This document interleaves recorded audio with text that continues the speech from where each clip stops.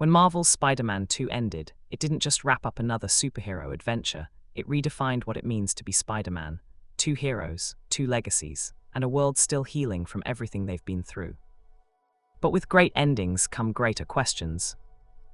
Where does the story go next? What happens after the symbiote? And who, or what, will rise to challenge the Spider-Men in Marvel's Spider-Man 3? Let's take a deep dive into what the next game might look like, the themes, the villains, and the storylines that could push Peter Parker and Miles Morales to their absolute limits. At the end of Spider-Man 2, the city had survived Venom's rampage, but not without scars. Peter is emotionally exhausted, still haunted by his time under the symbiote's control. Harry is in a coma, Norman Osborn is on the verge of breaking, and Miles is finally stepping up as a true equal, not just a student, but a hero in his own right. So where do they go from here? If the first game was about responsibility, and the second was about control, then Spider-Man 3 might be about consequence. Every choice they've made, every person they've saved, every secret they've kept could come back to haunt them. The symbiote story isn't over.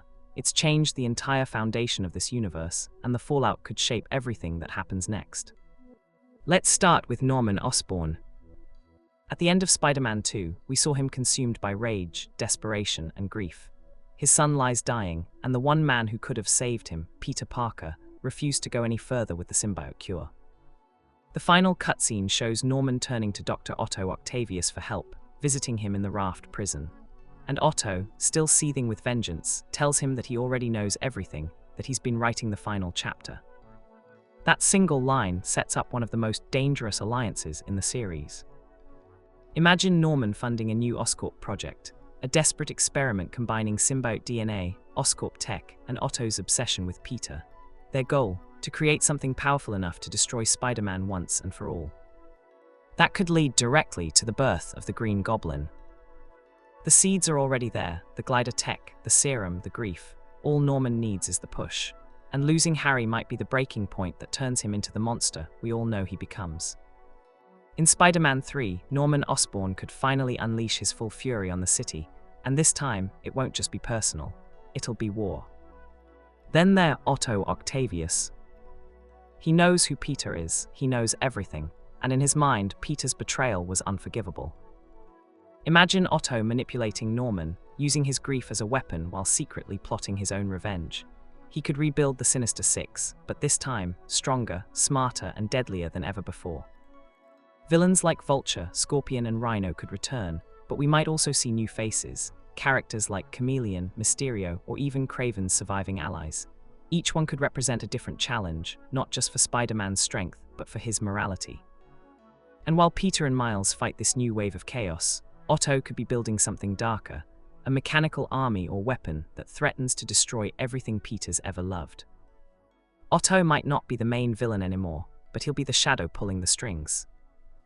Now let's talk about Miles Morales. By the end of Spider-Man 2, Miles had grown into a true leader, not just Spider-Man's apprentice, but Spider-Man himself. He saved the city, helped defeat Venom, and even guided Peter through his darkest moments. In the next game, Miles could take on an even greater role, with Peter trying to rebuild his life and step away from the hero life, possibly focusing on teaching or community work. Miles may become the city's main protector.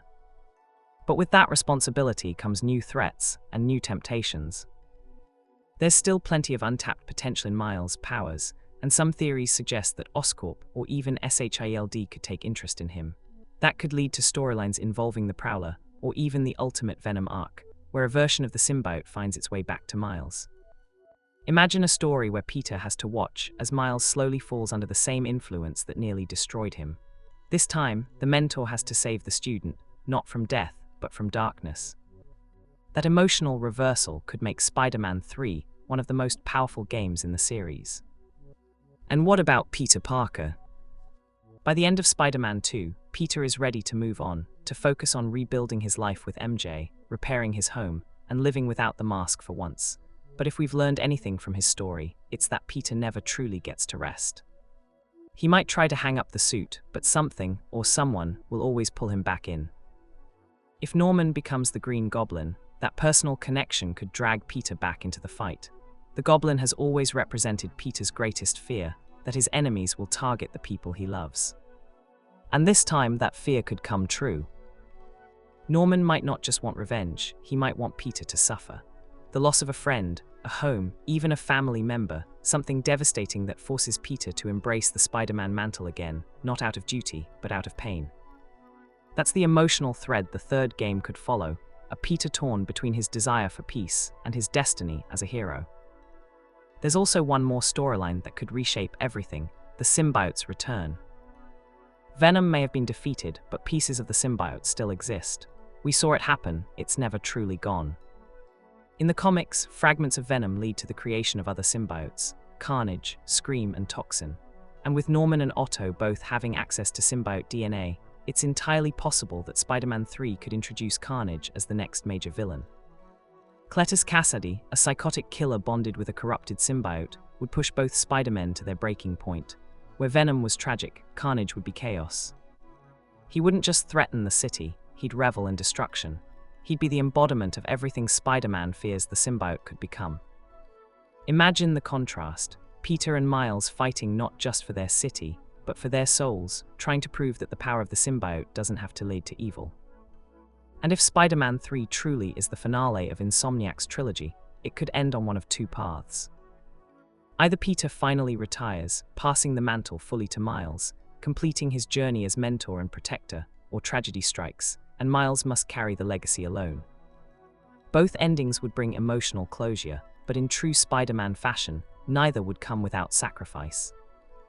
Because that's the heart of Spider-Man's story, not about victory, but endurance. Not about power, but choice. The choice to keep fighting, no matter how much you lose. So what will Marvel's Spider-Man 3 be about? It'll be about legacy. It'll be about the scars left behind by the symbiote, the monsters we create in grief, and the heroes we become through loss.